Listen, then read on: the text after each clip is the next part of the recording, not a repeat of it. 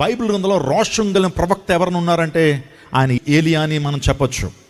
ఆకాశం నుంచి అగ్ని కురిపించినటువంటి దేవుడు, కర్మెల పర్వతం మీద దేవునికి అఖండ విజయాన్ని తీసుకొచ్చినటువంటి దేవుడు, అనేక మంది ఇశ్రాయేలు చేత యెహోవాయే జీవం గల దేవుడు, యెహోవాయే నిజమైన దేవుడని తన యొక్క ప్రార్థన ద్వారా చెప్పించినటువంటి గొప్ప దైవజనుడు ఏలియా తన జీవితంలో 850 మంది అషేరాదేవి ప్రవక్తలను, ఆ తర్వాత బయలు ప్రవక్త, ఇద్దరు కలిపి 850 మంది ఉంటే వారిని కర్మెలు పర్వతం మీద సంహరించినప్పుడు యెజెబెల్ నుంచి, ఆహాబు నుంచి ఒక సందేశం వస్తుంది.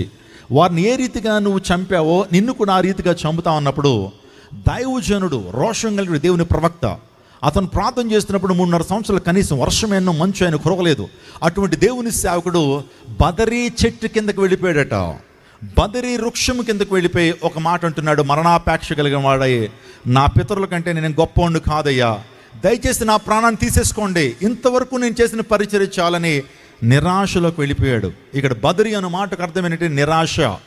ఈ రాత్రికాల సమయంలో దేవుడు నాతో మాట్లాడుతున్న మాట, మీలో చాలామంది నిరాశలో ఉన్నారు. ఈ రాత్రికాల సమయంలో చాలామంది డిప్రెషన్లో ఉన్నారు, చాలామంది చింతలో ఉన్నారు, చాలామంది భయం గుప్పిట్లో ఉన్నారు. కారణాలు ఏదన్నా కావచ్చు, అదొక ఆర్థికపరమైన ఇబ్బందులు కావచ్చు. ఆర్థికపరమైన ఇబ్బందుల ద్వారా నువ్వు నిరాశలోకి వెళ్ళిపోయినటువంటి పరిస్థితిలో ఉన్నట్లయితే, ఒకవేళ నీ జీవితంలో నీ తోబుట్టువులు కానీ, నీ రక్త సంబంధులు కానీ పోగొట్టుకుని నిరాశలో, డిప్రెషన్లోకి వెళ్ళిన పరిస్థితులు ఉన్నట్లయితే, ఒకవేళ పాపాన్ని బట్టి నీ జీవితం నిరాశలోకి వెళ్ళిపోయినట్లయితే, ఈ రోజున ఆ బదరీ చెట్టు నీడలో ఒకవేళ ఉన్నట్లయితే దేవుడు రమ్మని పిలుస్తున్నాడు ఈ రాత్రికాల సమయంలో. చూడండి.